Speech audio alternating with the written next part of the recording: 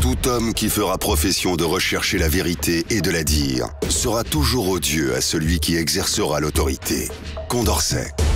Bienvenue chez les GG sur Radio Espace Guinée. Merci de nous suivre à la télévision tous les soirs depuis Sangaredi et Kamsar.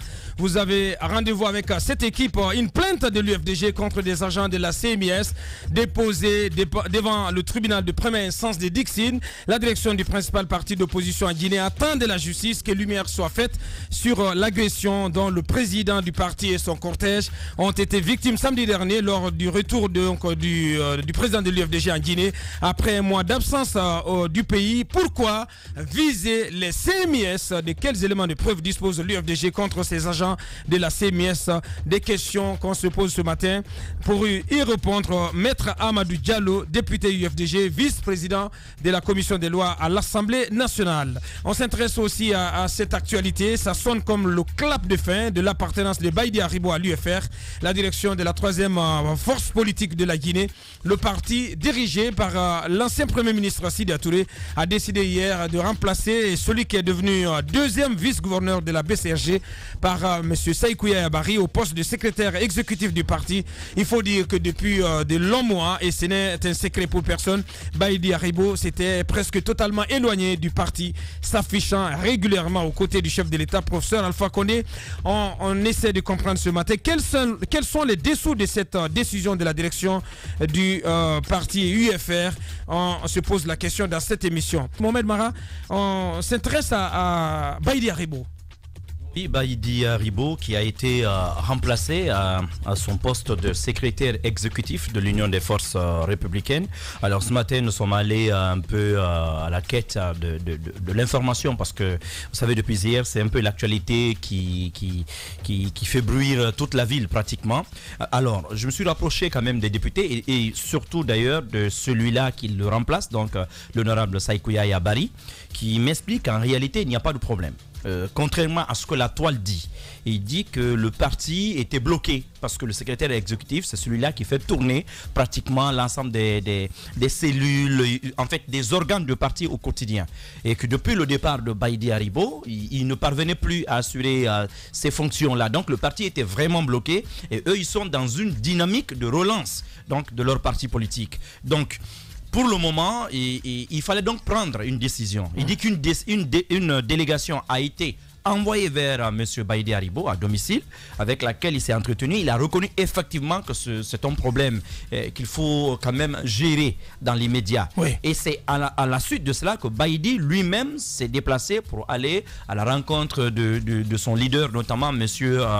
Sidya Touré, donc avec lequel il s'est entretenu. C'est donc à l'issue de cet entretien qu'il a été décidé donc de remplacer M. Baïdi à son poste. Mais il précise que M. Baïdi a tenu à rester dans le bureau exécutif donc national de l'UFR parce qu'il dit qu'il est membre de l'UFR et que cela ne souffre pas l'ombre d'un doute. Donc c'est en tout cas l'information officielle de ce côté-là. Maintenant, quand on suit un peu les réseaux sociaux, comment ça s'embrasse, il a quand même fait une remarque intéressante. Il dit, si vous vous observez bien, c'est davantage les militants et les responsables du RPG Arc-en-Ciel aujourd'hui qui nous attaquent. Parce que c'est eux qui ont intérêt aujourd'hui à nous voir mourir. Et à récupérer Baïdi. Et à récupérer Baïdi. Donc il dit que c'est de bonne guerre, mais que ce qui se dit n'a rien à voir avec, comment on appelle cela, la réalité. Maintenant, la question est de savoir pourquoi Baïdi Haribo lui-même... Baïdi, il est presque parti, il est dans la poche du président. Oui, mais la question aujourd'hui est de savoir pourquoi Baïdi ne s'exprime pas. C'est cela, toute la question. Il est astreint au devoir de réserve à cause de ses fonctions. Oui, ses fonctions de vice-gouverneur. Voilà. Mais la banque centrale. C'est du parti quand même. Pardon? Mais il est parti. Mais il est important quand même que M. Baïdi Haribo quand même explique notamment son positionnement politique. Parce que d'après tout ce que l'on sait aujourd'hui, c'est que même à un moment donné, si Mohamed Tal s'est retrouvé au gouvernement, si M. Sidya Touré lui-même s'est retrouvé comme très proche du président Alpha Condé, alors qu'ils étaient embrouillés depuis longtemps, tout le monde sait que Baïdi Haribo y était pour quelque chose. Alors aujourd'hui, Baïdi pratiquement il reste seul dans l'escarcelle présidentielle.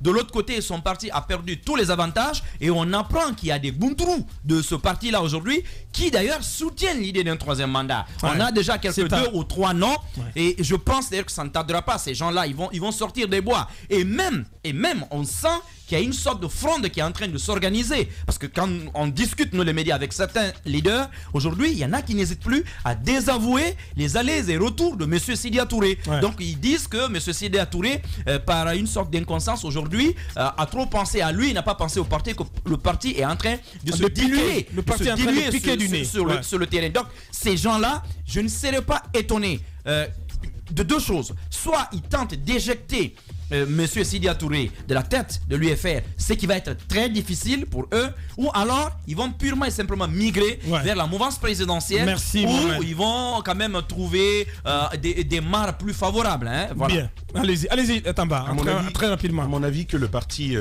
parce que je ne veux pas assez commenter sur Baïdi Haribo lui-même, mais que le parti pique du nez tient probablement à trois choses, c'est ma lecture. Ouais. La première étape chronologiquement, c'est cette décision de 2010 qui a amené l'UFR à soutenir l'UFDG. Je pense que le parti ne s'en est jamais remis. Le président Sidya Touré lui-même est revenu sur ce sujet. Je pense qu'il y a cela comme facteur qui permettrait d'expliquer ce que nous observons aujourd'hui au sein de l'UFR. La deuxième chose, ça peut vous surprendre, mais c'est une question d'argent. Eh ben. Oui, je le pense, hein, c'est ma lecture. De certaines indiscrétions de l'intérieur même du parti politique, il y a des ténors du parti qui reprochent au président Sidya Touré de pas trop regarder à eux quand, ce que Mohamed vient de dire, il gagnerait quelque chose. Voilà. Il ne passait qu'à lui-même. Absolument. Et c'est par exemple les négociations sur les élections, c'est par exemple les négociations sur cette usine qui lui a été rétrocédée et tout ce que vous savez autour. Je pense que d'autres à l'intérieur qui auraient eux aussi gagné leur part du gâteau ne l'ont pas eu et ça n'est pas pour les encourager. Certains sont frustrés parce qu'ils trouvent qu'ils ne gagnent pas assez de ce qui leur est supposément dû.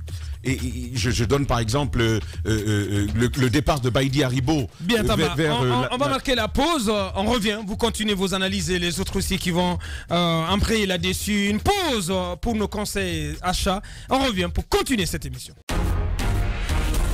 Véritable success story de la radio Espace Guinée, les grandes gueules, détentrices des meilleurs scores radio en Guinée, de la meilleure émission talk show, a donné le créneau horaire du départ au bureau et du retour à la maison, récoltant depuis des années consécutives le titre d'émission la plus écoutée en Guinée, toutes catégories confondues.